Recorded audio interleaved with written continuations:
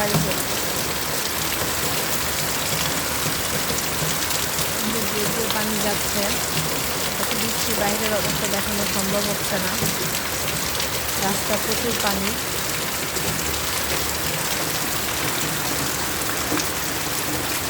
কিন্তু আমার মরিচ গাছগুলো ধরে এনে রেখেছি, পানি এই পর্যন্ত এসে গেছে, পুরোটাই পানি।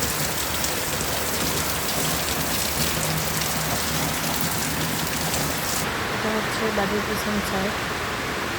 বৃষ্টির পানি পেয়ে গাছগুলো এত বড় বড় হয়েছে, যাদের গরু আছে তাদের জন্য অনেক সুবিধা হলো। এখানে কিন্তু বৃষ্টিটা তেমন বোঝা যায় না, এখানে ভালো পানি হয়েছে। এই জায়গাটা শুকনোর সময় একদম মাঠ থাকে, কোনো পানি থাকে না, একদম শুকিয়ে যায়। এখন এখানে পর্যাপ্ত পানি, এই যে পানি। এদিকের মানুষের অবস্থা খুবই খারাপ, ওরা মোটামুটি ভালো কষ্টে আছে, যেহেতু সবাই লাকড়িতে রান্না করে। এখানকার মানুষ ম্যাক্সিমাম মানুষগুলোই লাকড়ি চুলা রান্না করে। এই লাকড়ির বিষয়টাও সবার অনেক সমস্যা হচ্ছে বৃষ্টির কারণে।